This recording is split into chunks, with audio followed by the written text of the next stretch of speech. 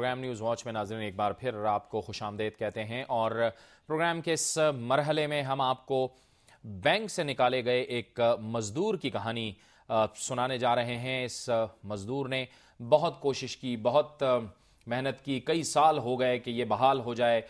इस हद तक कि ये सुप्रीम कोर्ट ऑफ पाकिस्तान में गए, वहाँ से इनके हक़ में फ़ैसला भी हुआ, लेकिन इसके बावजूद ये बहाल नहीं हो पाए हैं। क्या वजूहात हैं इसकी और क्यों ये बहाल नहीं हो पाए हैं और क्यों इन्हें बैंक से निकाला गया है, ये हम सारे सवालात हम करेंगे। हमारे साथ मौजूद हैं अयाज महमूद, जिनका ताल्लुक़ है तहसील हारूनाबाद भावल नगर से। इन्हें बैंक से निकाला गया। हम इनसे पूछेंगे कि इन्होंने कब बैंक ज्वाइन किया था, किस बुनियाद पे इन्हें बैंक से निकाला गया और उसकी वजूहात क्या हैं, और अगर फ़ैसला इनके हक़ में आ चुका है तो अभी तक इन्हें क्यों बहाल नहीं किया गया है। लेकिन पहले नाज़रीन हम इस हवाले से आपको एक रिपोर्ट दिखाएंगे जो कि आमिर जावेद ने तैयार की है, जो भावल नगर के हमारे नुमाइंदे हैं। आइए सबसे पहले ये रिपोर्ट देखते हैं ताकि हमें इनका मसला समझने में आसानी हो। अयाज महमूद को हारूनाबाद के अयाज महमूद और न्याज हुसैन को 2002 में मकामी बैंक इंतजामिया ने गोदाम चौकीदार के ओहदे से फारिग कर दिया। फेडरल सर्विसेज ट्रिब्यूनल ने दोनों अफराद की नौकरी बहाल की तो बैंक इंतजामिया सुप्रीम कोर्ट चली गई। सुप्रीम कोर्ट ने 21 सितंबर 2004 को बैंक इंतजामिया की अपील मुस्तरद कर दी, जिसके बाद न्याज हुसैन तो ड्यूटी पर वापस चला गया, लेकिन अयाज महमूद को नामालूम वजूहात के बिना पर धक्के खाने के लिए छोड़ दिया गया। अयाज की बेवा माँ का कहना है कि उसके खामद की पेंशन 2300 रुपए है, इसमें गुजारा नहीं होता। सुप्रीम कोर्ट ने उसका फैसला दे दिया था, 1 साल हो गया, अभी तक रजिस्ट्री चौधरी साहब ने, बैंक वालों ने उसे हाजिर नहीं किया, अभी तक बहाल नहीं किया। अयाज ने इस पर भी हिम्मत ना हारी और बैंक इंतजामिया के खिलाफ तौहीन अदालत का केस दायर किया। 3 दिसंबर 2009 को बैंक इंतजामिया ने दोबारा अयाज के हक में फैसला दिया, लेकिन इस फैसले को भी 13 महीने गुजर गए। अयाज को ड्यूटी पर बहाल ना किया जा सका। अयाज महमूद भी नौकरी की बहाली के लिए अदालतों के चक्कर खाकर थक चुका है। 3 दिसंबर 2009 को मेरा फैसला हुआ है और बैंक तकरीबन हम 4-5 चक्कर कराची के लगा चुके हैं और बैंक इंतजामिया को सदर साहब ने कोई अमल नहीं किया और इसके बाद अपने वज़ीर आज़म साहब से गुजारिश है और मेरे फैसले पर अमल करें और सदर पाकिस्तान जनाब असद ज़रदारी साहब से गुजारिश है कि इस फैसले पर अमल करा। दूसरी जाने बैंक इंतजामिया का कहना है कि मामला हेड ऑफिस में है, वहीं से कोई जवाब आएगा। न जाने ये जवाब कब आएगा और कब इस मुतासरा खानदान की सुनी जाएगी। दर्जा जहारम के सरकारी मुलाजम को बैंक इंतजामिया की जानब से उसका हक ना दिए जाना वाज़ेह सवालिया निशान है। कैमरामैन मोहम्मद कुर्बान के साथ आमिर जावेद चौधरी, दुनिया न्यूज़, बहावल नगर। रिपोर्ट आपने देखी, बहुत मेहनत की, बहुत कोशिश की, लेकिन उसके बावजूद अभी तक उनकी बहाली मुमकिन नहीं हो पाई है। अयाज महमूद हमारे साथ स्टूडियोज़ में मौजूद हैं। आज हमारे प्रोग्राम में उन्हें हमने बुलाया है और हमारी ये कोशिश है कि उनसे उनका मसला जानें और जो अरबाब इक़्तिदार हैं उन तक उनका मसला पहुंचाने की कोशिश करें। अयाज साहब, आपको हम खुशामदीद कहते हैं। सबसे पहले तो आप ये बताइएगा कि आपने कब बैंक ज्वाइन किया था और आपका मसला क्या हुआ, क्यों आपको निकाला गया? सर, बैंक मैंने 1986 में ज्वाइन किया बैंक, और 2002 में ऐसे था हम आर्जी होते थे सर, तो हमने वो केस किया, वही बैंक जो है मुश्किल कर देगा हमें। वो केस किया तो बैंक वालों ने हमें बाहर निकाल दिया। उन्होंने कहा केस कर दिया बैंक के ख़िलाफ़, तो हम आप बैंक में नहीं रख सकते। उसके बाद फिर हमने जनाब इससे तो है आपको बताया, FST में केस चलता रहा 2-3 साल। उसके बाद वो बैंक जो ना फैल में चला गया सुप्रीम कोर्ट में, वहाँ से भी हमारे हक में फ़ैसला हुआ।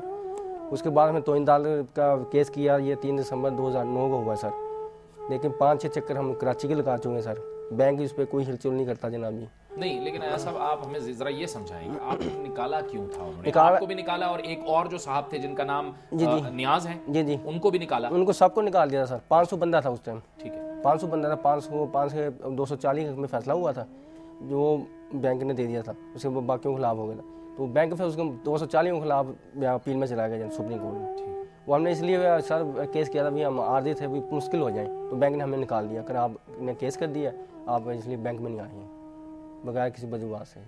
तालीम का क्या मसला? तालीम का, एजुकेशन का भी उन्होंने सवाल नहीं, इसमें कोई नहीं था। इसमें ये था सर, जिसकी 3 साल सर्विस है वो 15 दिन से ज़्यादा गैप ना हो, उसको मुश्किल कर दिया जाए। आपकी कितनी सर्विस? मेरी तो 1986 से लेकर आप लगा लें सर, अपने 2002 तक मेरे पास ये लेटर भी 2002 का सर, अपॉइंटमेंट लेटर भी है मेरे साथ। ठीक है, जब तक मैंने नौकरी की। उसके बाद मैंने स्टे लिया FST से, स्टे मेरा चलता रहा और बैंक इंतजामिया ने मुझे नहीं रखा, उन्होंने कहा आप जाएँ बाहर। ठीक है, आप ये मुझे बताएं कि जो आपके जो दूसरे साथी थे, आप चौकीदार थे, ये चौकीदार, वो जो दूसरे आपके साथी थे उनको बहाल कर दिया? हाँ, उनको बहाल कर दिया, सारे अपनी ड्यूटी पे हाजिर हैं, सारे उन्होंने बकाया भी ले लिया, हर चीज़ ले लिया, वो अपनी ड्यूटी पे हाजिर हैं, वो नौकरी करें। आपको मैंने ये पैर में लेटर भी दिखाए दूँगे उनके शामिल। नहीं, आप ये बताएं कि वो जिसको बहाल किया है उसकी तालीम क्या है? उसी प्राइमरी है सर, 2 लड़कों में मेरे पैर में लेटर है मेरे पास, एक की मिडल है, एक की प्राइमरी है।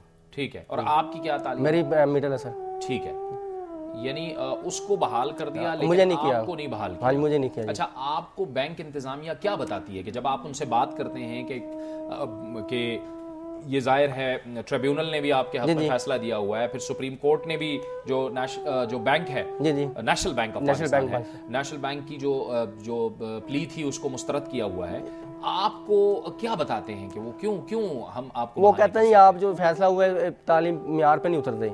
वो हमने वो एक सर्कुलर था आपको पढ़ाया हुआ सर, वो सर्कुलर में ये उन्होंने कैडर चेंज करना है, कैडर का मैं कह रहा हूँ जो मेरी सीट हैगी ना सर चौकीदार, वो चौकीदार पे रख लिया जाए। मैं तो ये नहीं कह रहा मुझे चौकीदार रखें या अपने क्लर्क रखें, या चौकीदार की मेरी सीट है, वो चौकीदार मुझे रख लें उस पर। ठीक है, यानी आपका ये मसला नहीं है कि आपके कैडर को तब्दील करें, आप ये चाहते हैं कि जिस सीट से आपको निकाला गया है, उसी सीट पे चौकीदार की सीट पे, उस पे आपको बहाल कर दिया? उस पे बहाल है, उस पर ही बहाल किया चीफ जस्टिस सर ने। उन्होंने कहा अगर बैंक के पास अगर कोई सबूत है तो अपील में आ जाए, नहीं तो इसे रीसेट करके अपॉइंटमेंट कर दें। ठीक है, तो उन्होंने अभी तक मैं 5 चक्कर भाई मेरा छोटा भाई 5 चक्कर वो कराची के लगाया, वो कभी कहते हैं आज करते हैं, कभी कहते हैं वहाँ सही साहब हैं, वो कहने लगे आप कोर्ट में चल जाएं दोबारा। उन्होंने ये जवाब दिया हमें। ठीक है, आपके कितने बच्चे हैं? मेरे साथ 3 बच्चे हैं, 2 बच्चे हैं, 1 बच्ची है जनाब। वो क्या करते हैं बच्चे आपके? पढ़ते हैं? एक छोटा है पहली दूसरी जमात में जी, एक छोटी सी बच्ची है, 2 पढ़ते नहीं अभी, वो छोटे हैं अभी। तो आप किस तरह से गुजारा वो पेंशन वालदा को मेरी वजह से अटैक भी हुआ दिल का, तो 23 रुपये पेंशन है, उनको गुजारा भी नहीं होता। मैं भी आप फारिग फिर रहा हूँ, आपके कोई लेन देन वो नहीं, गुजारा नहीं है सर। अब इतनी बड़ी महंगाई में अब आपकी वालदा को जो पेंशन मिलती है उसी से उसे गुजारा हो रहा है। हाँ जी, बस जैसे भी अल्लाह मियां करता है जनाब जी। तो और आपकी वजह से आपकी वालदा को ज़ाहिर है उन्होंने इतना दुख लिया कि उनको हार्ट अटैक भी हुआ, दिल का दौरा हुआ। जी जी बिल्कुल, हाँ जी। वो बेचारी दवाइयाँ खाती, इतनी महंगी दवाइयाँ, वो पता नहीं किस तरह गुजारा कर रहे हैं सर। तो इसके बाद मुझे अब वज़ीर आज़म साहब, अब आसिफ ज़रदारी साहब और चीफ जस्टिस साहब से गुजारिश यही है सर, ये अमल दमल कराई है फैसले पे। और बैंक इंतजामिया जो सी है वो बड़ी बैठी हैं जहाँ, वो इतने बड़े, अब अगर यही अगर कोई बड़ा बंदा होता, अगर कोई सियासतदान होता तो थोड़ी उसके अमल दरामद होता सर। मैं गरीब आदमी, इसलिए मेरे इस फैसले में अमल दरामद नहीं हो रहा, इसलिए मेरी गुजारिश यही है सर, अपील है जहाँ चीफ जस्टिस साहब से, इस पर अमल दरामद कराएँ और मेरी उस पर कोई नजरसानी हुआ था। वो जाहिर है कि चीफ जस्टिस ऑफ पाकिस्तान ने, सुप्रीम कोर्ट ऑफ पाकिस्तान ने आपके हक में कर दिया था। हाँ ये मेरे हाँ कापी फैसले का, लेकिन उसके बावजूद जो है वो बैंक इंतजामिया नहीं मान रही, बहाल नहीं कर रही। तो आपने उनको समझाया नहीं बैंक वालों को कि मेरा केडर आप ना चेंज करें, मुझे चौकीदार की हैसियत सर? ये सर्कुलर लेके भाई उनके पास 5 दफा गया है, उनको जो पढ़ाया भी है, वो हिलचुल नहीं करते। वो कहते हैं या कल जा रहे हैं, परसों आज हम ऑर्डर कर रहे हैं, आज करते हैं। तकरीबन 6 महीने हमने इंतजार किया, 6-7 महीने। आपको पता है कराची जाना कोई आसान काम है, जो भरनाबाद से 5-6 हज़ार रुपये किराया लगते हैं। वो तो छोटा भाई जरा है, वो गया था मेरे पास, कुछ नहीं था, फारिग था मैं। ठीक है, आपका मसला हमारा मसला है और हम चाह रहे हैं कि अब आपके दर्द को हम समझें, हम आपके दर्द को समझने की कोशिश कर रहे हैं और अब हम ये कोशिश कर रहे हैं कि आप हमारे साथ यहाँ पर मौजूद हैं। तो जो देखने वाले हैं, सुप्रीम कोर्ट ऑफ पाकिस्तान का फैसला आपके हक में आ चुका है, सर्विसेज ट्रिब्यूनल का फैसला आपके हक में आ चुका है, बैंक इंतजामिया से आपके मसले पे, चूंकि आपके मसले के हवाले से मैं भी आपसे राब्ते में हूं, तो हमने भी बैंक से बात की, लेकिन वो हमें कोई तसल्ली बख्श जवाब नहीं दे पाए। ये नेशनल बैंक ऑफ पाकिस्तान है और जाहिर है कि ये सरकारी बैंक है, तो उसके तर्जुमान से भी हमारे बात हुई, उनके मीडिया के लोगों से भी बात हुई, वो हमें तसल्ली बख्श जवाब नहीं दे पाए। हमारा ये प्रोग्राम, हमारा ये दुनिया न्यूज़ आपके लिए हाजिर है। अयाज साहब, आप चीफ जस्टिस ऑफ पाकिस्तान से, सदर से, वजीर आजम से जो अपील करना चाहते हैं, मैं चाहूँगा कि वो आप अपील कर दें कि आप क्या चाहते हैं। मैं ये चाहता हूँ सर, मुझे वो चीफ जस्टिस साहब और वज़ीर आज़म पाकिस्तान और आसिफ ज़रदारी साहब से अपील करता हूँ, मुझे इस नौकरी मार के जाए ताकि मैं अपने बच्चों का पेट पा सकूँ आसानी से। जनाबी वो मेरी रोज़गार है, आपको पता कितनी महंगाई है, इसमें महंगाई के दौर में फारिग रहना आपको पता कितनी मुश्किल का सामना है जी। बहुत शुक्रिया अयाज महमूद साहब। हम दुआ करते हैं कि अल्लाह करे आपका ये मसला हल हो और आपकी वालदा हमारी वालदा हैं, हम उनकी सेहत के लिए, पूरी कौम उनकी सेहत के लिए दुआ गो होगी कि अल्लाह पाक उन्हें जल्द अज जल्द सेहत दे। ये थी एक गरीब मजदूर की कहानी। नेशनल बैंक ऑफ पाकिस्तान की ये कहानी है। इनको चौकीदार के ओहदे से हटाया गया है। हमने भी बारहा राब्ता किया है लेकिन वो हमें कोई तसल्ली बख्श जवाब नहीं दे सके।